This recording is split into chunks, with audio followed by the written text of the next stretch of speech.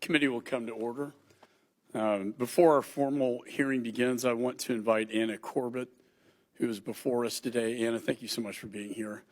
Whose husband has been detained by the Taliban for over a year. And we would love to hear your testimony about your husband and what has happened in your life. And we really appreciate your being here today. So with that, I'll recognize you, Ms. Corbett, for as much time as you need.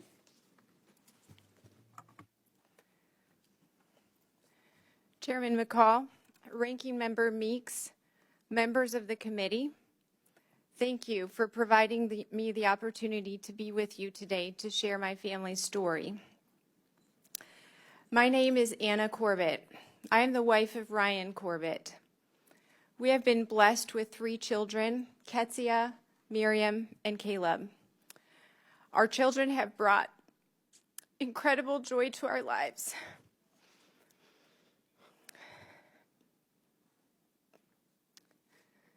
I'm here today because our family is in crisis. My husband, Ryan, has been wrongfully detained by the Taliban in deplorable and inhumane conditions for 461 days. His crime? Being a U.S. citizen in Afghanistan. I'll share more about Ryan's conditions and his treatment in a short while. First, allow me to share about our lives and what led us to Afghanistan now more than a decade ago. We are American citizens, but we are also citizens of the world. We believe that every human life is sacred, whether someone was born in a country devastated by decades of war or here in our nation's capital. We are also people of faith. Our faith has inspired us to live a life of service to others. And so in 2010, our family moved from Minneapolis to Kabul to work with NGOs in support of humanitarian projects.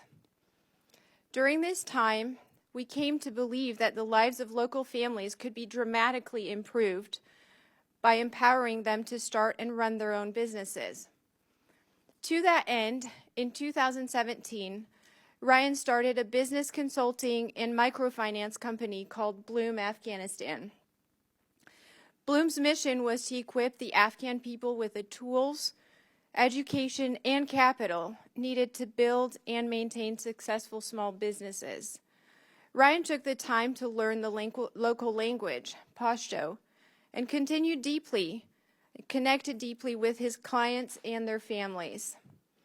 As a result, dozens of Afghans were able to start their own businesses with microloans and Ryan's coaching. I understand it may sound unconventional, but we loved our community, we loved our lives of service, and we saw much opportunity to better the lives of Afghan people.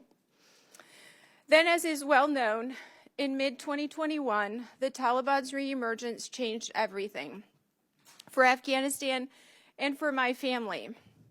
Our family evacuated on August 17th. This was a difficult time, having to leave behind our home, our community, and our lives there. Yet despite our personal anguish, we felt deeply that we could and should continue to support those we left behind, including Ryan's employees. That is why, in January of 2022, Ryan returned to Afghanistan to make sure he could keep the business going and pay his local employees. He returned to New York without incident, feeling encouraged that his business was welcome in the country by the authorities who renewed his visa. Unfortunately, in hindsight, this trip created a false sense of security. During Ryan's subsequent business trip to Afghanistan in August of last year, he, a European colleague, and 2 local partners were detained by the Taliban. These colleagues were each released by the end of 2022, but Ryan continues to be held without charge.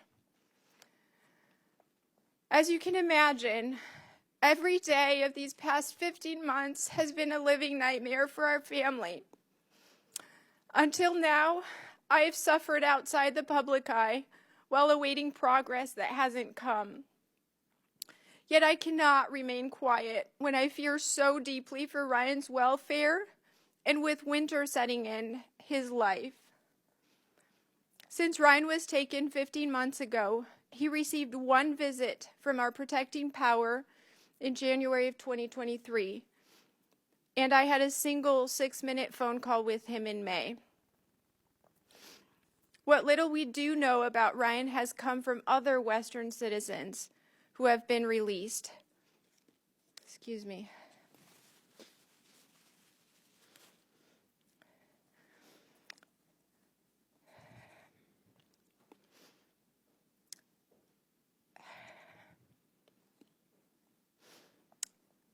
Ryan is being held in a 3-by-3-meter basement cell with other Western detainees.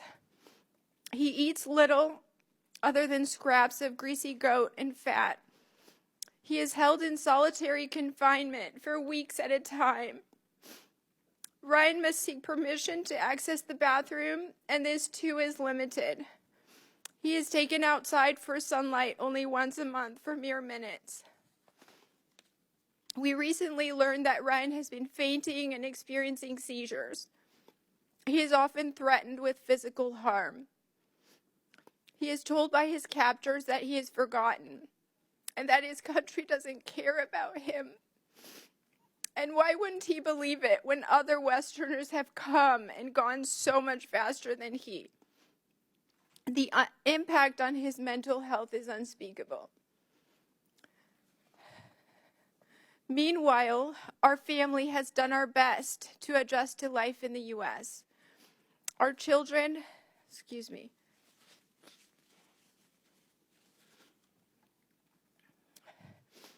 Our children transitioned from homeschooling to public school.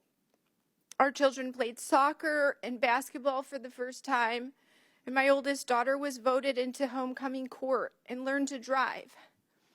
Milestone birthdays have come and gone, including a sweet 16 and Ryan's 40th, all while mourning not just the absence, but the uncertainty of Ryan's condition and what he will be like when we finally see him again.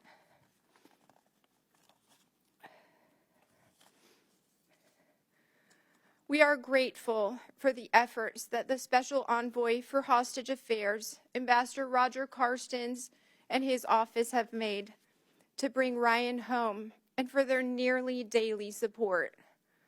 We are also appreciative of the bipartisan support in Congress to help recover Ryan, in particular you, Chairman McCall, our local representative, Congresswoman Tenney, Leader Schumer, and Senator Gillibrand.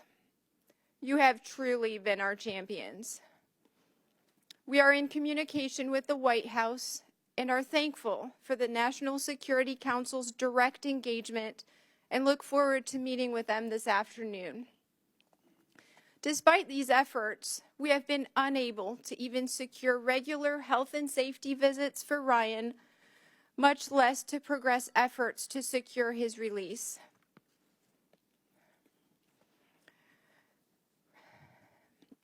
Ryan's detention is a tragedy for our family. It is also a tragedy for the U.S.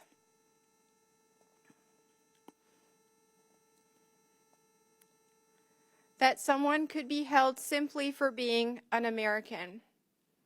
I know there are engagements to bring Ryan and other Americans like him home, but for us, the process has gone on for 15 months, with no clear path, only one phone call, and one brief welfare visit. I'm thankful to live in a country where both sides of the aisle are united on prioritizing the health, safety, and return of Americans wrongfully detained abroad. I am confident that bipartisan support in Congress will expedite bringing Ryan, an American citizen, home. We can all agree how important it is to bring my husband and my children's father back home to New York. I'm speaking now to the Taliban. Please end this. Please end hostage diplomacy. I don't know what it will take, but I need Ryan back. Our children need him. We need reassurance that Ryan will live long enough for this all to be resolved. My husband was trying to do a good thing for the people of Afghanistan. Now he is suffering, and so are we. We know that the U.S. and Afghanistan cannot move forward while American citizens are being wrongfully detained for political ends. I promise you that my family will not stop advocating for Ryan until he is released. Thank you, committee members, for allowing me to share our story and for helping us bring Ryan home. Thank you, Anna. I know that was difficult but very powerful. And on behalf of myself and the committee, you have our deepest sympathy for what you're going through. I can't imagine the pain and suffering that your family is feeling right now. And we will do everything in our power to bring your husband home. I know that State Department's working with Qatar to try to get him out of there. It's just another example of how the Taliban operates. And I don't give up. I fight hard, and I'm going to fight hard for your husband.